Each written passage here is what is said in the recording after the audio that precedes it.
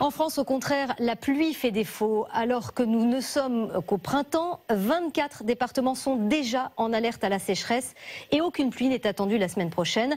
Dans certaines zones, des restrictions ont été imposées en matière de consommation d'eau et c'est sur ce sujet que s'est penchée Vicky Bogart ce soir. Alors Vicky, d'abord, quels sont les départements concernés par cette alerte à la sécheresse ?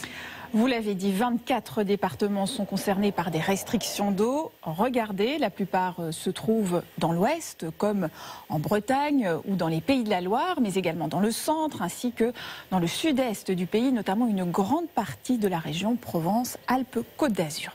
Les restrictions varient en fonction des zones. Cela va de l'incitation à faire des économies d'eau à l'interdiction du lavage des voitures, du remplissage des piscines ou de l'arrosage des pelouses à certaines heures ou tout au long de la journée.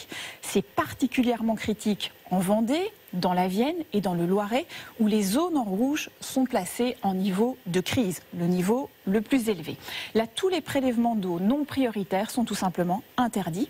Ces mesures arrivent tôt dans la saison par rapport aux années précédentes, c'est généralement l'été. Alors Vicky, quelles sont les conséquences pour ceux qui ont besoin d'eau, les agriculteurs ? Eh bien, eux aussi sont désormais soumis à des restrictions d'eau en raison de la sécheresse. Ils prévoient des rendements diminués pour les céréales d'été, telles que le blé et l'orge. Et pourtant, avec la guerre en Ukraine et l'envolée des prix du blé notamment, cette récolte est très attendue. Et c'est d'autant plus problématique que la vague de chaleur du mois de mai et le manque d'eau concernent aussi les pays voisins, comme l'Espagne, le Portugal ou encore l'Allemagne et la Belgique. Vous parlez de la chaleur, alors justement, ce mois de mai est-il beaucoup plus chaud que ceux des années précédentes ?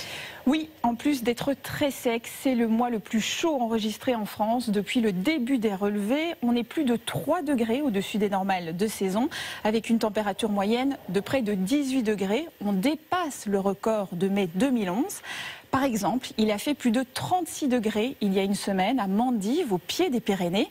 Et ce qui est aussi exceptionnel, c'est le nombre de jours consécutifs de forte chaleur. Exemple, à Lyon, plus de 30 degrés ont été enregistrés du 17 au 22 mai, soit 6 jours d'affilée. C'est du jamais vu à cette période de l'année. Et les experts associent ces records au changement climatique. Voilà qui n'est pas très encourageant. Merci en tout cas Vicky pour ces informations.